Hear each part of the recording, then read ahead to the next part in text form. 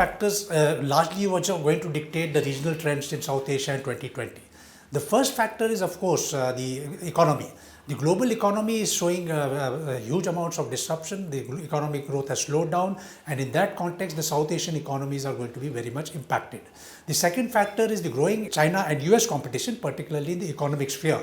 I think that's going to have another major impact as far as South Asia is concerned. And the third factor is the developments in West Asia, because West Asian developments are closely linked with South Asia in many ways due to the factor of migrants as well as the energy dependency. Now, when you take all this in context, let me quickly now take on the various countries in South Asia. What are the developments likely to be?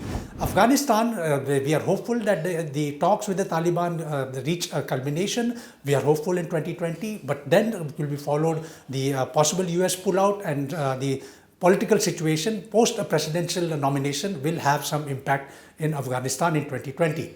Pakistan is going to see some huge amount of disruption, primarily focused on the extension which has been granted, or which is likely to be granted, or which is under question by the Supreme Court. So that is a major disruptive factor which will affect the political factors, and the economy also is likely to be impacted in Pakistan.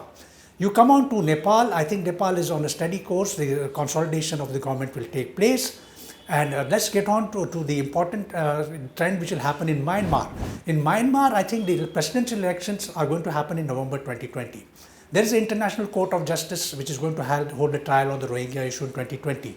And there are the ethnic talks which are also going to happen. So Myanmar is going to see much major developments in 2020 which will which will see a progressive or regressive developments in that country.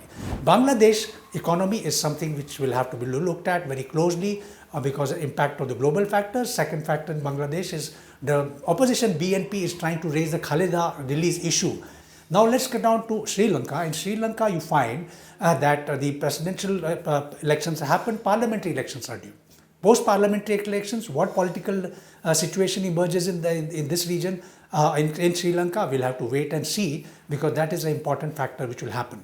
As far as Maldives is concerned, I think the consolidation of the MDP-led government will take place. Coming on to India, now India is, the economy is going to be a major factor. How the Indian economy progresses. If the Indian economy remains at a slow growth which is there in 2019, I think then the government will have to look at what progression can be done. Over all this, I think impact of the Indo-Pacific and the China-US competition in the Indo-Pacific is going to have a major impact. And with this, I visualize three trends which are going to be very important.